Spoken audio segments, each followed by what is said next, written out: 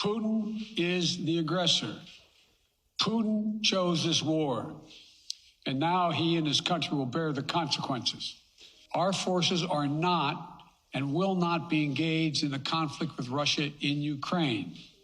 Our forces are not going to Europe to fight in Ukraine, but to defend our NATO allies and reassure those allies in the East. This was never about a genuine security concerns on their part. It was always about naked aggression, about Putin's desire for empire by any means necessary, by bullying Russia's neighbors through coercion and corruption, by changing borders by force, and ultimately by choosing a war without a cause. He has much larger ambitions in Ukraine. He wants to, in fact, reestablish the former Soviet Union. That's what this is about. Shalom, Israel. 12 tribes scattered abroad, tabernacle of David. So-called Negro, so-called Latino, so-called Native American. You are the Hebrew Israelites of the Bible, scattered into all nations, looking like all nations. All praises, honor, glory to the Heavenly Father, whose name is Yahawah, Abanawa Yahawah, and His only begotten Son, whose name is YAHAWASHI. To the power of Abraham, Isaac, and Jacob. Shalom to the elect of Israel. Next, double honors to the elders, the bishops, and the apostles, the great millstone, the one who taught me this truth. These men are worthy of double honors. Some of the elders were laboring in this truth for over 30 plus years. That is a great honor. The true leaders of Israel. So-called Negro, so-called Latino, to the 12 tribes. So-called Native American, to the 12 tribes scattered abroad. 12 tribes of Israel. Jerusalem was a people before it was a place. I want to thank the Most High, Yahawah, BAHASHAM, YAHAWASHI, for giving me inspiration to do this lesson. This lesson was inspired by the article I was reading earlier. By the end of it, I hope you're edified, and I don't want to make this too long, but there's a little bit I have to cover here. Yes, this is about the whole America, Russia, Ukraine conflict. Since the beginning of this war, there have been a lot of money at stake in terms of America has, it says to date, America has donated over $140 billion, and it could be counting. I was reading an article here earlier, but it was dated back in a few months prior, and it was given the amount of 75 billion in excess. But we know that anytime you have a number of such, you know you can multiply that by 2 and add another 50 on top. But the point is, America has poured billions and billions of dollars into the Ukraine economy. And now they're on to the next war, which is currently the Israel-Hamas situation. And then there's another war that's brewing. You have the China, Taiwan, all these nations that are at odds. But America is in the foreground, or the background, you can say, of all these things, because it's what is in it for me. See, America is that great whore that is in bed with pretty much every nation out there. It's always it, but it's what's in it for me, you know, what's in it for them, you know. Let's go to the book of, start off by Revelation, the 18th chapter. Let's start off with Revelation 17th chapter, Salaki. It says, Revelation 17 verse 1, and there came out one of the 7 angels, which had the 7 vials, and talked with me, saying unto me, come hither, I will show unto thee the judgment of the great whore that sitteth upon many waters, That is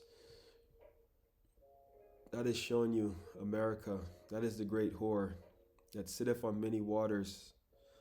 The waters are the people. So let's go down to prove that to you really quick. Let's drop down to the 15th verse. And he said unto me, the waters which thou sawest, where the whore sitteth, are the people and multitudes and nations and tongues. Right? So that's America symbolically in bed with all these other nations. And in some areas they bleed them of the resources. That's how they stay on top. And they do it by their draconian laws, the unrighteous decrees, and also like the tyrannical style of rulerships. That's how they enforce their will on these nations, forcing the form of democracy on these other nations. But that comes with all the other stuff that goes on, and that's the wine, the democracies. Let's go to the wine symbolizes the philosophies. You know, they come to these nations, they push the LGBT, they push all these other ways of living on these nations. And when these nations oppose or reject, they get sanctioned, or the current regime is demonized, and then they're taken out of power by various means. And then they put their own people in place, the one that they want, that's going to say yes, yes, yes. The yes puppet people to say yes. Okay, let's go to the second verse, Revelation 17 verse 2. Of whom the kings of the earth have committed fornication. See, that's spiritual fornication. So I see America is that great whore. See, but whom the kings of the earth have committed fornication, that's spiritual fornication. But they see, and the inhabitants of the earth have been made drunk with the wine of her fornication. The wine goes back to the lifestyle, the abominations. See, the whore butters you up, makes you feel good, put on all this fancy cheap perfume that smells nice. It's always what's in it for her. But you see, this is that's why America is symbolically sleeping with all these nations. Let's go into the definition of a whore. Well, we know what it is, right? But it says a prostitute, a sex worker, a call girl. See, but it's right here. It says a woman who has many casual sexual encounters or relationships. So they get what they want and they're out. For example, here's an article here. Let's go to the article here. Let's go to the article here first of all. It says this article was dated. It was dated just yesterday actually. This is from the War News 24/7. Serious episode in Congress. Republicans put a tombstone in Ukraine Zelensky speech. Cancel. End of aid. Ah, man. You can't make this stuff up. Forget the aid to Ukraine. The Republicans got up and left. He ain't smiling no more. A serious diplomatic episode unfolded late last night between Ukrainian presidency and the congressional senators. Ukraine president was due to address the U.S. Congress via video conference, hoping to push for release of a new but critical aid package for his war-torn country. And Ukraine was fighting a proxy war on behalf of America. Vladimir Zelensky canceled his scheduled speech before the U.S. Congress due to a last-minute event. Oh, man, you can't make this stuff up. Senator, the Democratic leader, Chuck Schumer said, a last-minute event. What can be so important? Your country has been fighting a fruitless battle, cannot defeat Russia. All this money, all this aid, all this technology, all this weaponry from all these European nations, and a lot of nations were mad that they had to give to this war. and now is a last minute. What can be so important, Mr. Zelensky? What can be so important?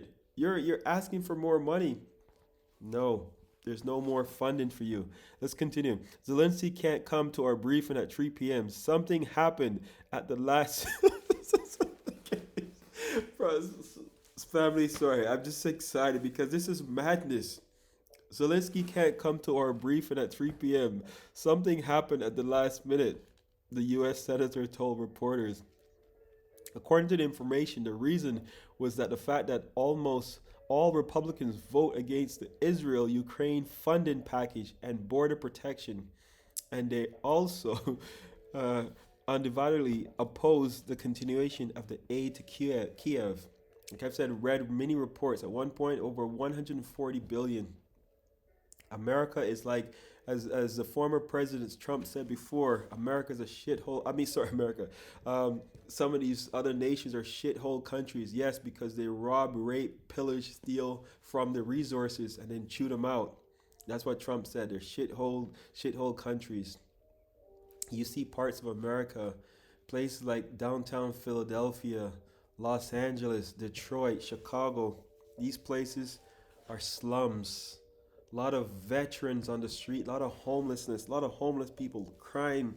People can't afford to even buy a meal anymore. But yet you're giving all this money to these nations. So now the Republicans, of course, they're the opposition. They're fed up. And that was the last minute, something happened last minute. The Speaker of the House, Representative Mike Johnson, in a letter sent to the White House, stressed that there will be no additional funding for Ukraine without significant reforms to the U.S. immigration system. You got to take care of your home first, my boy. Can't do this. Any set of national security measures must begin with protection of the border. Exactly, which is true. He emphasizes in the letter. The final blow to the Ukraine was delivered by Senator McConnell's statements. I stand and hope that all members of our party will vote against the bill to help Ukraine, to make it clear to them that we insist on significant changes to the border, the senator says. Maybe I'll play that. Let's hear Mr. McConnell here speak. One sec. Let's see. Nobody on the Republican side in the Senate has been more enthusiastically supporting the idea of a comprehensive supplemental that deals with Ukraine, Israel, and Taiwan. We want that to pass. But while we're talking about borders, my advice to the majority leader last week was, if you don't believe how serious we are about this, then file cloture. And so I'm advocating, and I hope all of our members vote no on the motion to proceed to the shell, to make the point, hopefully for the final time, that we insist on meaningful changes to the border. James Lankford, I designated to be the lead on this, but we've had a number of members who have been involved in it over the years without much success. Now is the time to pay attention to our own border, in addition to these other important international concerns. That's my boy. That's my boy Mitchie. Wow, unbelievable. Can't make this stuff up. This prompted U.S. Treasury Secretary Yellen to declare that if Congress does not even now approve continual funding to Ukraine, then the world would hold the U.S. responsible for Ukraine's defeat in the war. And that was who to blame for the first place. At the time, going up against Russia, man.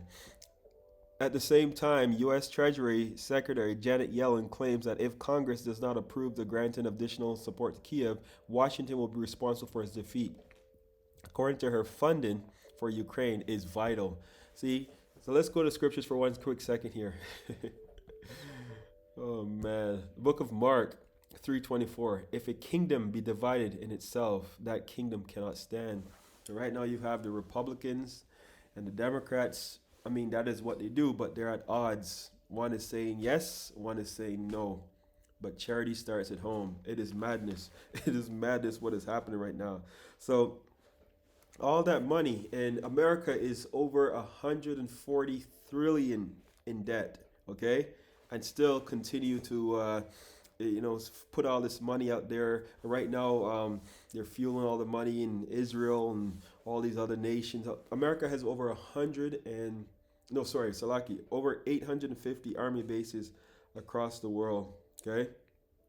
So right now as we speak, let me play a little article here for you, a little thing here on right now as we speak. There's a Guyana and Venezuela are at odds, or should I say Venezuela and Guyana are at odds. But once again, this has always been about the money situation. Guyana has lots of resources. Bear with me for 1 second here. Thought I had it keyed up here, but let's see. 1 second here. Bear with me. U.S. after Venezuela invades Guyana. Right now it is 9:20 p.m. Eastern Time here in the United States. We have some concerning information coming out from Guyana. The situation between Guyana and Venezuela is continuing to get worse, and tonight we have some information that the U.S. military has apparently touched down in Guyana to enhance readiness to respond to security threats. And U.S. Department of Defense officials will visit Guyana next week. This was stated by the country's vice president to France 24. The country's vice president recently said, "We're interested in maintaining peace in our country and in our borders, but we're going to be working with our allies to ensure that we plan for all eventualities," Guyanese Vice President Bharat Jagdeo recently said. And the leadership from the United States Army 1st Security Force Assistance Brigade, or SFAB, and the Guyana Defense Force met yesterday and today as part of the United States and Guyana's strong military-to-military partnership. The U.S. and Guyana Defense Forces discussed upcoming engagements to include strategic planning sessions and processes to enhance both countries' military readiness and capabilities to respond to security threats. So this is very, very concerning, guys, right now. So think about it. America is stopping the aid to Ukraine because I remember last time I checked, there was about maybe 98% of the budget for the Ukraine war. So no more. They're saying we got to stop the bleeding. We got to stop the madness. This can't win that war. So they're on to the next war. You saw the whole conflict with Israel and Hamas. America joined in. They were always involved, but they joined in. And now you're seeing the Venezuela-Guyana conflict. America is stepping in. It's all because about the money. You see, all about the money. See, Venezuela, Guyana has a lot of natural resources. They have the oil, they have the gold, they have all these things. And all these countries know that, right? See, Venezuela president, you see, it says Venezuela president only want their oil. But the point is, Venezuela was obviously a very rich nation in oil as well. But America helped destabilize that with the whole Hugo Chavez ordeal, right? That's another lesson and a half. But you see, America is handing out freedom. One of the comments says the USA is handing out freedom and collecting oil. Oh, man. It says Guyana requested help and they are receiving it. The CIA caused issue between them, and now we help in Guyana so we could get that oil. See, once again, it's about the resources, right? See, that's all it is. It says we are literally broke. Some of these comments, it's just because they know what is happening right now. So they're not dumb. Now check this out. Another thing here from this is from the Prime Minister of Guyana now speaking. Listen to this. This is a message. Right. The U.S. Right. This is a message that we have come out here this No, morning. this is not the one, but to send it loud and clear to Maduro and the Bolivarian Republic of. Are you prepared to this go is the to one. war over this? Well, let me put it this way. We want this region to remain a region of peace and stability. That is our foremost concern. That is our priority. We want to ensure that we do all that we can to ensure that this region remains a region of peace and stability. That is why we are advising Venezuela not to act recklessly and in an adventurous manner. If you want this to remain a region of peace, as you say, why have you put your forces on alert? So why should we be in a position to defend what is ours? We went to the United Nations Security Council this morning, And to alert the Security Council, we have called upon all our regional partners. CARICOM, Commonwealth, and the OAS have all issued very strong statements. We are working with our allies in a precautionary manner, to ensure that we keep our people safe and ensure the territorial integrity and sovereignty of Guyana. Have you requested military assistance, Mr. President, Listen. from your allies in the region? Have you requested military assistance from your regional allies, including the U.S. or Cuba? We have tremendous defense cooperation with the United States Department of Defense. We hosted the Trade Winds exercise up to this year. So there's an elaborate defense cooperation with the United States that is ongoing. And we have brought this Southcom, we have brought the Department of Defense, we have brought Brazil, CARICOM, Commonwealth, the OAS, we have brought all of them in the loop as to what Venezuela is doing, the way they're trampling upon international law, the reckless behavior of President Maduro. But importantly, I want to correct a statement earlier.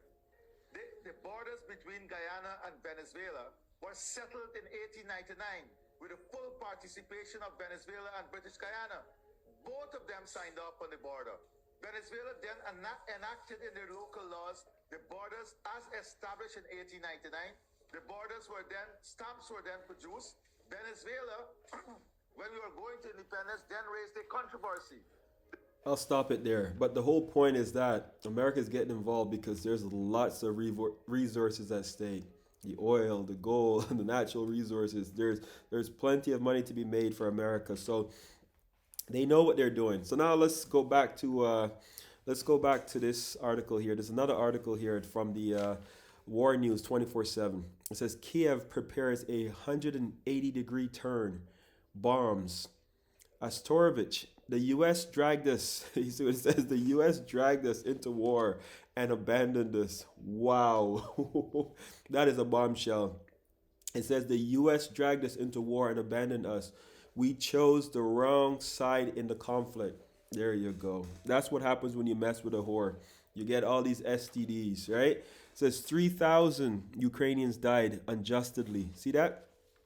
The West entered the conflict with its pants down. I didn't even know that was there. That's what a whore does, the pants down. 3,000 Ukrainians died unjustly. The West entered the conflict with its pants down.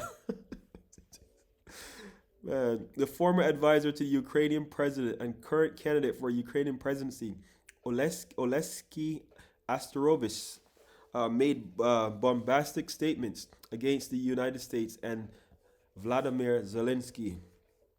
He said specifically the Americans had planned from the beginning not to reinforce it enough to the point where it would have any hope of victory. Damn, that is strong. When the Ukrainian army began to enter Russian territory, the American leadership decided to cut off aid citing pretext. Wow.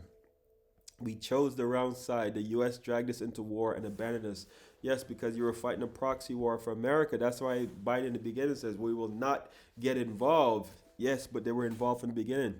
In the clash of No, that's not the wrong one.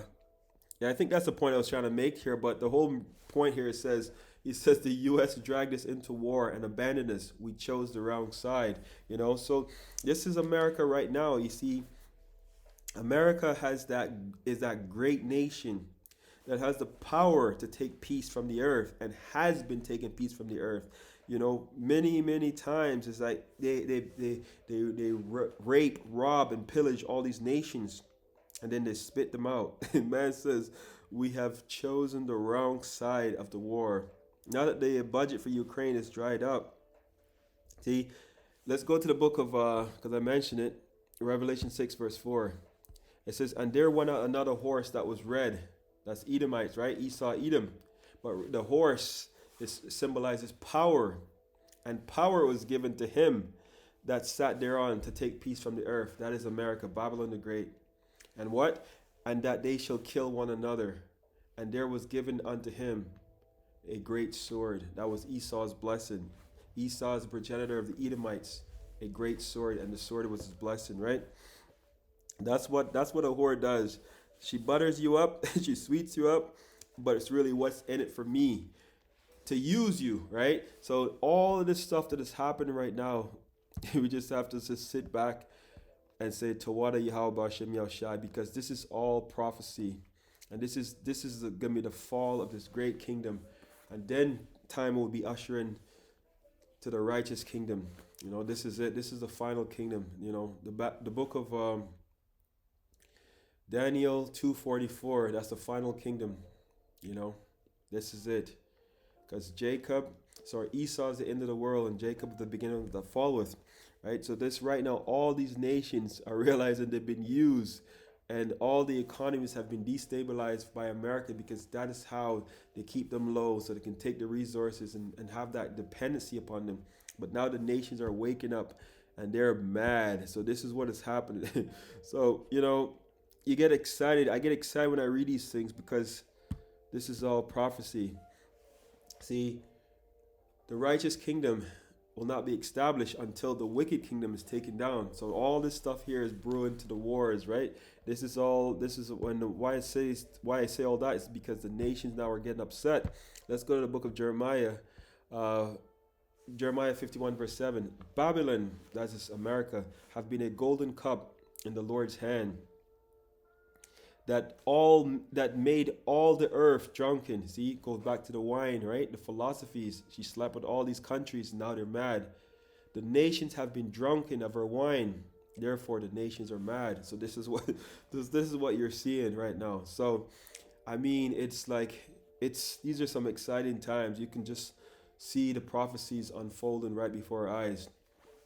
Not that long ago, all these people had all these Ukrainian flags and posters on their cars, and they had them on their social media profiles and everything. But no, they were just being used. They're being used to do a proxy war, but also a bigger picture as well. But this is all prophecy, because once again, Jeremiah 51 verse 7, Babylon have been a golden cup in the Lord's hand, that made all the earth drunken. See, what city is like unto America, that great city where all these nations, they follow the ways of America, from the tall buildings, from the structure to the fashion to everything. That is that great city. But see, I'll do that for another lesson. But it's now the nations are mad. So I mean, I'm gonna close it off there. I could continue, but I'll reserve the rest for another lesson, Lord's willing. I hope that you've been edified. Until the next time, I say Shalom, Israel.